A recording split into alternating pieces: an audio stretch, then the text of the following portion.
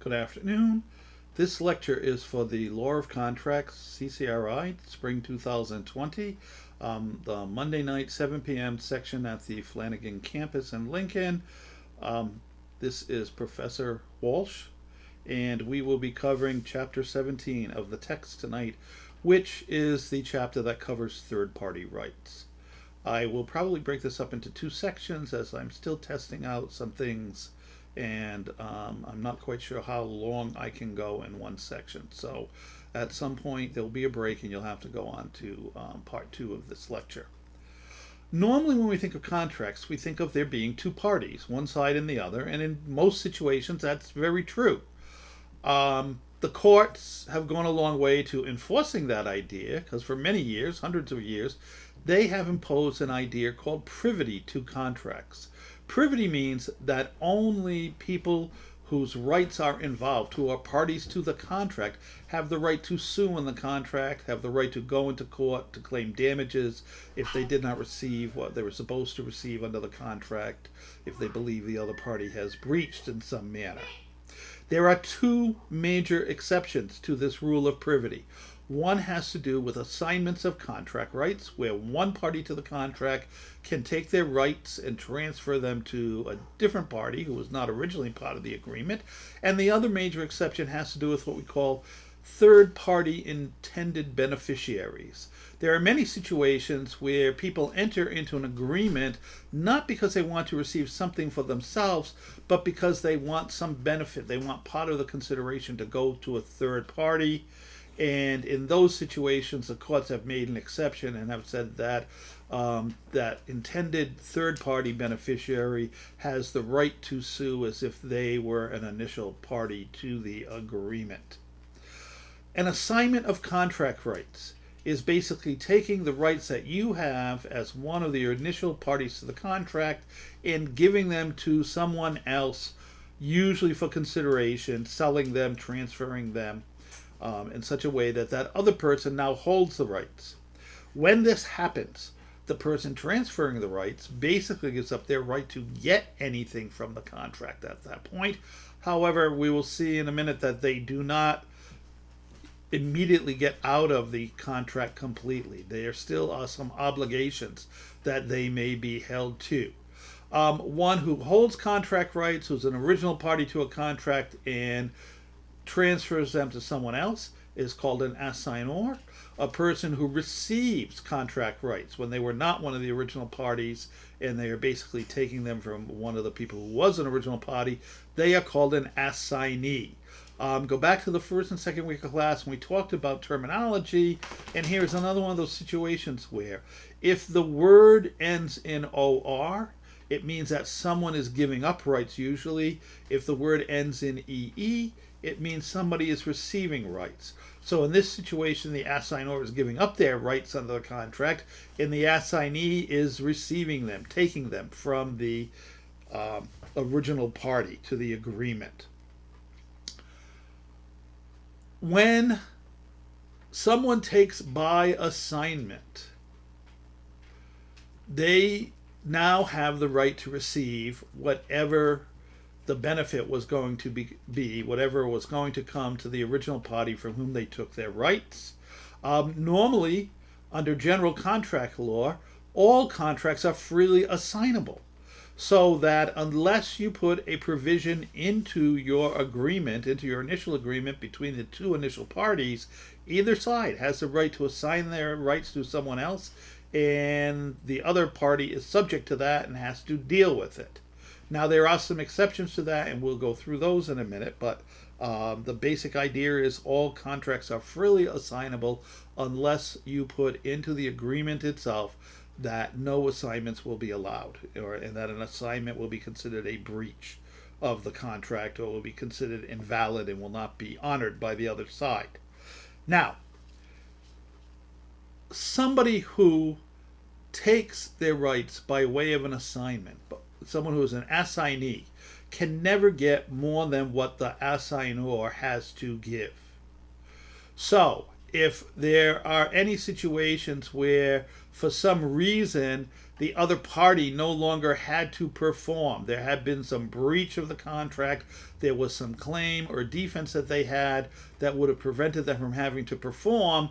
The assignee takes subject to those claims, subject to those realities that might stop the contract from being performed. That in many cases would mean, and they would have no rights against the original party to the contract. They would have to go back to the assignor and say, this didn't work. You sold me something that wasn't valid. The other party had claims and rights that made it such that they didn't have to perform on their side of the contract. When the person who assigns the contract gives up their rights, very often in exchange for being paid for those rights, the idea might be that, oh, now we're out of the agreement, we're done, we're over. However, that is not true. If there was any obligation that still had to be fulfilled from this side of the transaction, they still remain bound to the original person, because the original other party, because the only contract rights that were initially created were between these two people. And the other party has not let them out at this point. They have just taken their rights and handed them off to some third person. So that type of scenario would run something like this. The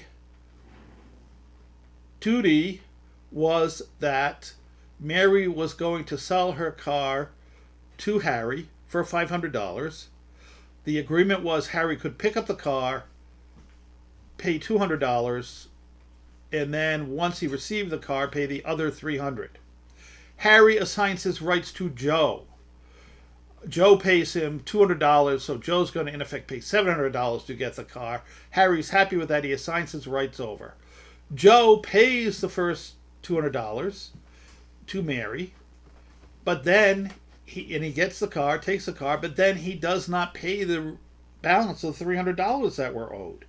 When that happens, Mary has the right to go against Harry. Even though Harry had exchanged his rights with Joe, Harry was not released from his duty to perform as per Mary. So one of the things that people have to keep in mind is that when you deal with assignments of contracts, the two original parties are not released from their duties and obligations to each other unless they enter into something called a novation. And a novation is really a new contract where all of this is done out in the open. The person wants to give up their rights, goes to the other original party and says, I don't want to be part of this agreement anymore, but I found third person over here who's willing to step in.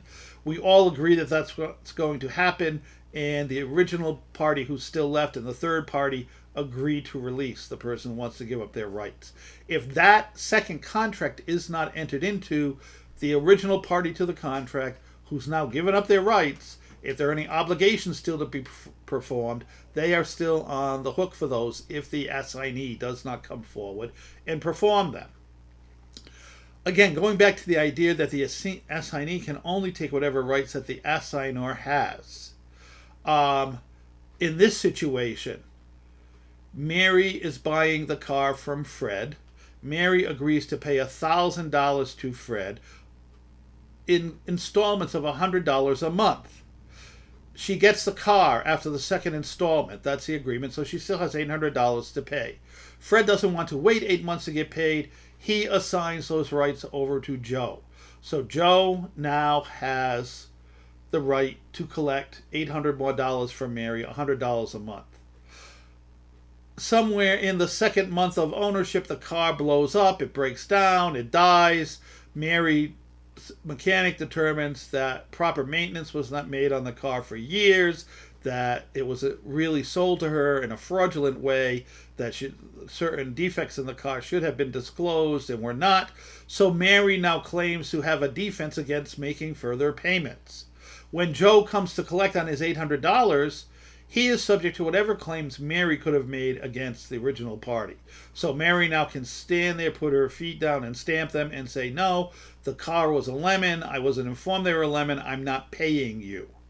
And if she can prove that, then Joe, as the assignee, he no longer has any rights against Mary. The only thing he can attempt to do is go against the other original party from whom he got the assignment rights and try to somehow get his whatever money he paid for the situation back from them.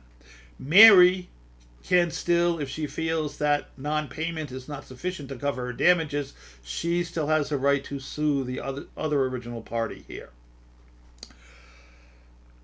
Assignments can be in any form. They can be verbal, they can be written. If the contract that is being assigned is one that falls under the statute of frauds, as we discussed in chapter 16, then the assignment should be in writing, and actually has to be in writing for it to be valid. But if it's a type of contract that can be valid verbally, then the assignment can be verbal as well. As with anything in contracts, the more that you can put this down on paper or put it down electronically so everybody knows what's happening, the better off you will be. So I would be very leery of doing verbal assignments of any type of contract, even if the original contract could be valid just by verbal statements and verbal agreements. There are certain times when you cannot assign your contract rights. Now, we said the general rule is that contract rights are freely assignable, but there are situations when that is not true. Some of the exceptions to the general rule, one we've already talked about, when the original contract prohibits assignments.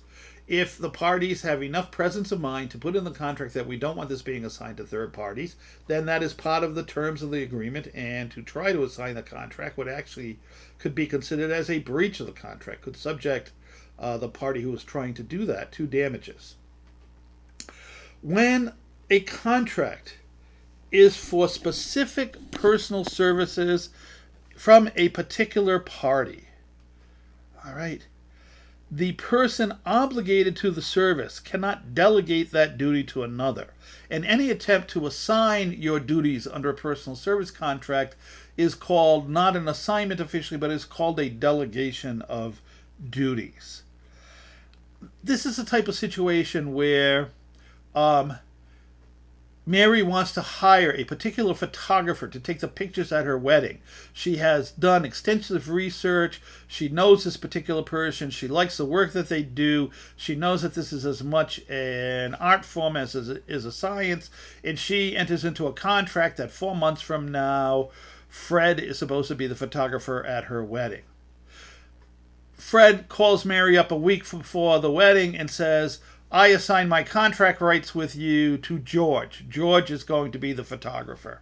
Mary can prevent that from happening because the whole purpose of her agreement was to get the expertise and the knowledge that Fred has in this situation. She does not want to have some third party come in who she knows nothing about. So part of the bargain for consideration when we're dealing with personal service contracts, particularly where people have specialized skills, specialized knowledge, is that particular person's expertise. And even if the contract itself did not say no assignments, no delegations of duty, the general rule of the courts is you cannot delegate your duties to a third party without permission of the other original party to the contract. This usually applies to personal service contracts where a particular amount of skill can be involved. So it would certainly apply to doctors, lawyers, accountants. It would apply to artists, photographers. It may even apply to painters and carpenters, plumbers, electricians.